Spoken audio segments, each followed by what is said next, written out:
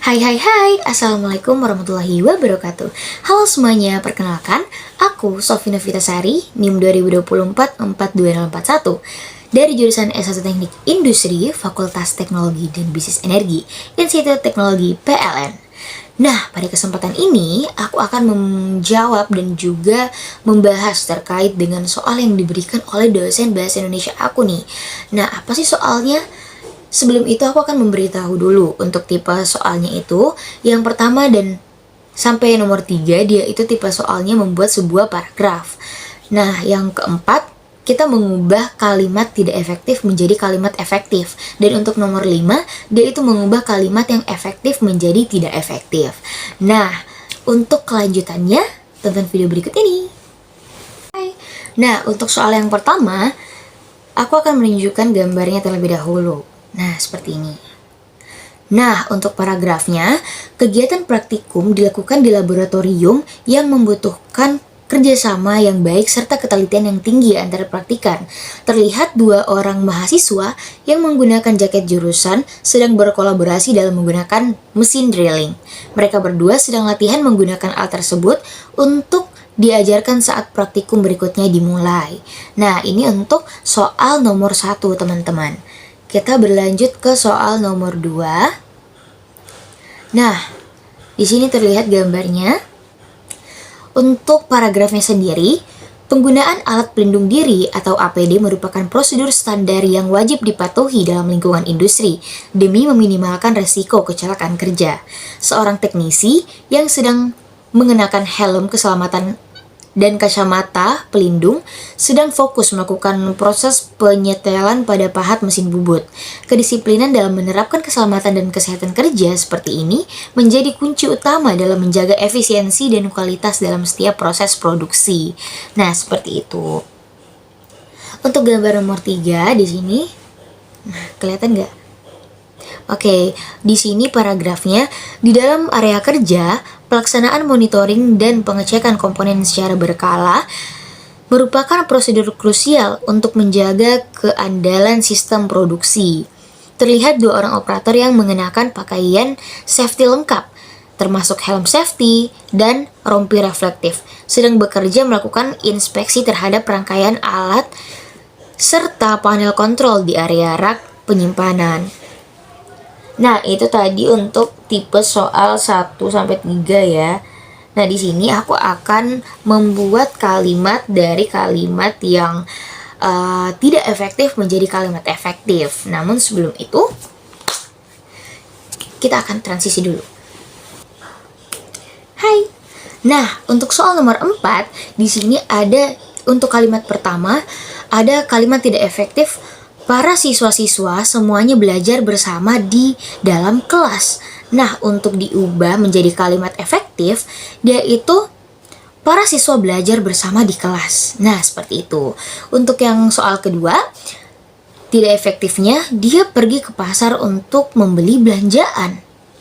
Belanjaan apa yang mau dibeli di pasar? Yang pasti dong. Nah, untuk kalimat efektifnya, dia pergi ke pasar untuk berbelanja. Soal ketiga, saya melihat dengan mata kepala saya sendiri kejadian tersebut. Untuk kalimat efektifnya, saya melihat sendiri kejadian tersebut. Keempat, mereka semua berkumpul bersama-sama di aula sekolah. Efektifnya, mereka berkumpul di aula sekolah. Yang kelima, karena hujan turun deras, maka acara tersebut ditunda. Kira-kira apa ya kalimat efektifnya?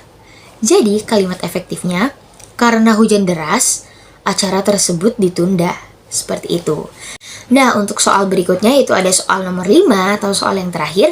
Di sini kita akan membuat kalimat efektif menjadi kalimat yang tidak efektif.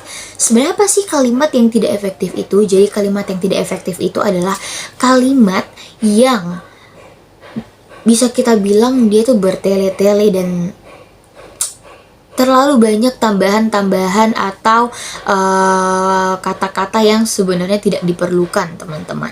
Nah, langsung aja ya. Yang pertama, ada kalimat efektif, saya pergi ke sekolah setiap hari.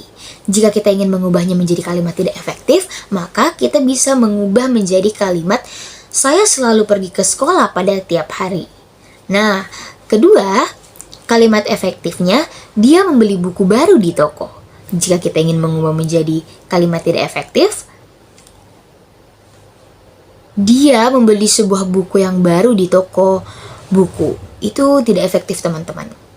Nah, yang ketiga, kami belajar bersama di perpustakaan. Jika diubah ke tidak efektif, kami semua saling belajar bersama di perpustakaan. Berikutnya, ibu memasak nasi di dapur. Jika diubah, ibu sedang memasak sebuah nasi di ruang dapur. Berikutnya, dia mengulangi penjelasan tersebut. Jika diubah ke tidak efektif, dia mengulangi kembali penjelasan tersebut sekali lagi.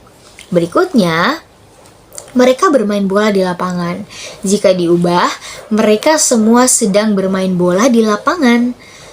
Berikutnya, guru menjelaskan materi dengan jelas. Jika diubah ke tidak efektif, apa ya kira-kira?